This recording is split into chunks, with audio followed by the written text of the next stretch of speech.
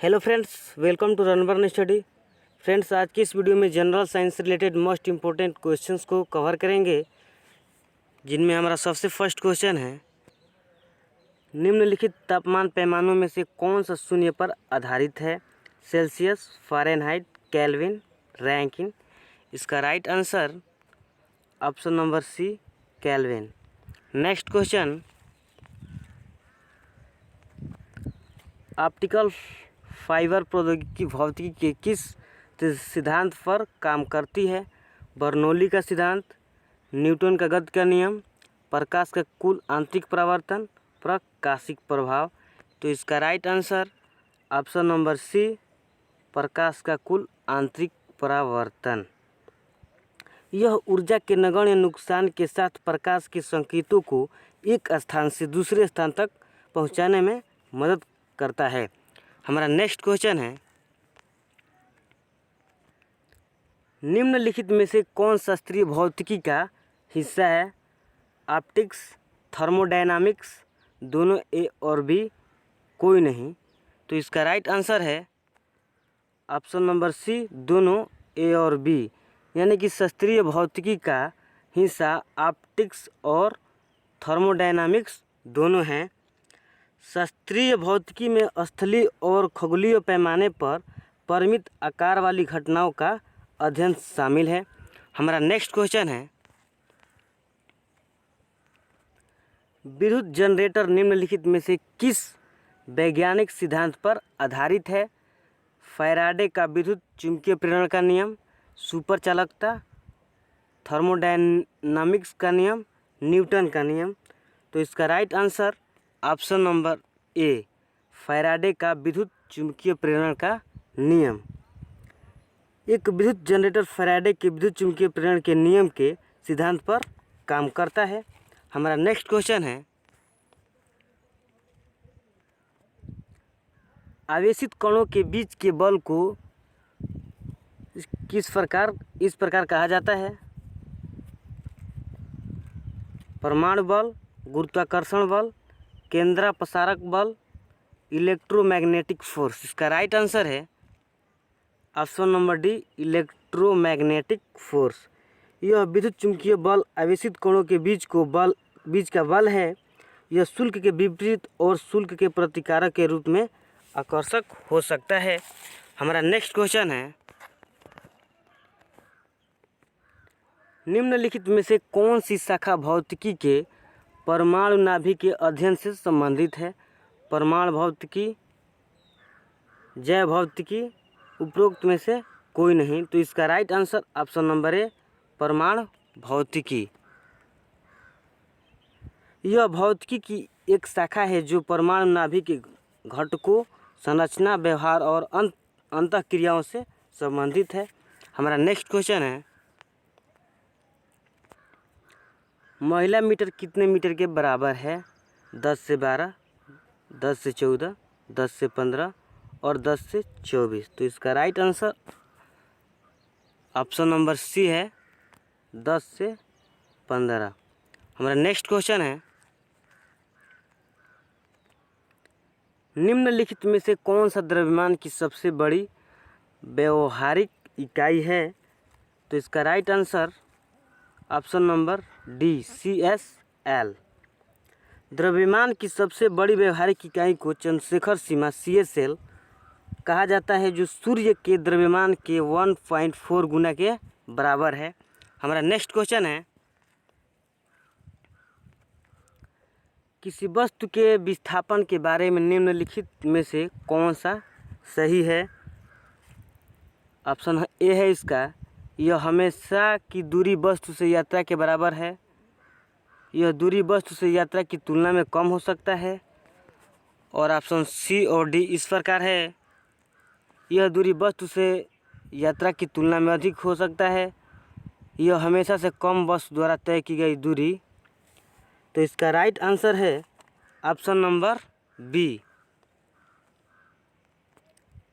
यह दूरी वस्तु से यात्रा की तुलना में कम हो सकता है। हमारा नेक्स्ट क्वेश्चन है, निम्नलिखित में से कौन सी स्थिति दो वेक्टरों के आपस में टकराने के लिए सही है। समान परिमाण, समान दिशा, समांतर सीधी रेखाओं के साथ कार्य करना, दोनों एवं सी। तो इसका right answer option number C, समांतर सीधी रेखाओं के साथ कार्य करना। दो वेक्टरों को समांतर कहा जाता है यदि वे समांतर सीधी रेखाओं के साथ कार्य कर रहे हैं। हमारा नेक्स्ट क्वेश्चन है, दो वेक्टर को बराबर कहा जाता है यदि। तो इसका right answer option number A, यदि उनके पास समान परिमाण और समान दिशा है। दो वेक्टरों को बराबर कहा जाता है यदि उनके पास समान परिमाण और समान दिशा हो। तो हमारा नेक्स्ट क्वेश्चन है, यूनिफॉर्म सर्कुलर मोशन के मामले में सेंट्रीपेटल फोर्स द्वारा क्या कार्य किया जाता है? 1 जूल, 0 जूल। बल के परिमाण पर निर्भर करता है, उपरोक्त में से कोई नहीं। तो इसका right answer option number B, 0 joule. केंद्रक बल के मामले में विस्थापन और बल एक दूसरे के लंबवत होते हैं, इसलिए किया गया कार्य 0 है। हमारा नेक्स्ट क्वेश्चन है, निम्नलिखित में से कौन सा प्रक्षेप्य गति के दौरान द्रव्यमान से स्वतंत्र है? उड़ान का समय, क्षैतिज रेंज, अधिकतम ऊंचाई, उपरोक्त सभी। तो इसका right answer option number D, उपरोक्त सभी। उड़ान का समय क्षैतिज सीमा और किसी वस्तु की अधिकतम ऊंचाई प्रक्षेप्य गति के दौरान वस्तु के द्रव्यमान से स्वतंत्र होती है। हमारा नेक्स्ट क्वेश्चन है, जब लिफ्ट नीचे की ओर बढ़ रही है तो व्यक्ति का स्पष्ट वजन क्या है? वास्तविक वजन के बराबर, वास्तविक वजन से अधिक, वास्तविक वजन से कम, 0। तो इसका राइट आंसर है वास्तविक वजन से कम, यानी कि ऑप्शन नंबर सी इसका राइट आंसर है। लिफ्ट के नीचे की ओर तेजी से बढ़ने पर व्यक्ति का स्पष्ट वजन वास्तविक वजन से कम हो जाता है।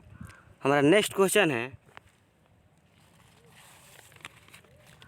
एक शरीर की अशुद्धि को उसकी आराम या गति की स्थिति बदलने के लिए कहा जाता है?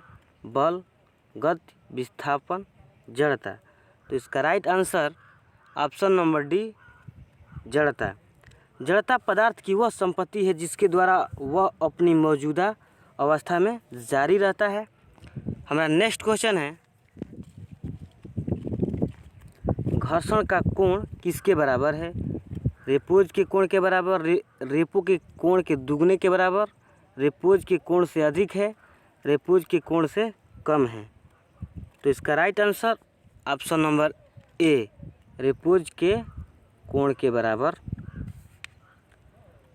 घर्षण का कोण रेपो के कोण के बराबर होता है।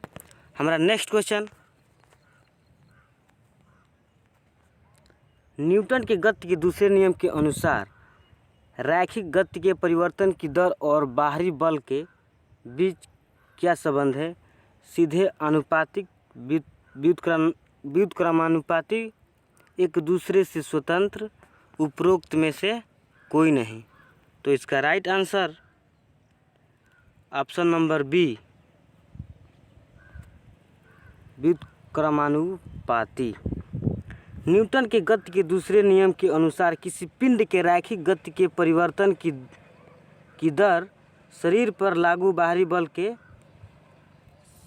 समानुपाती होता है। हमारा नेक्स्ट क्वेश्चन,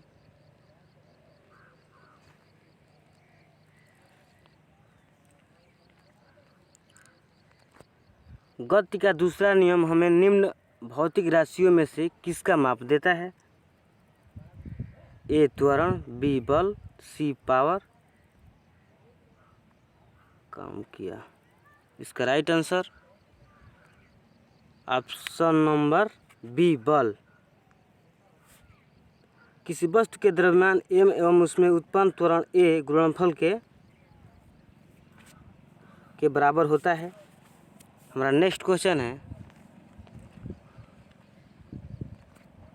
एक चर बल द्वारा किया गया कार्य निम्न द्वारा दिया जाता है।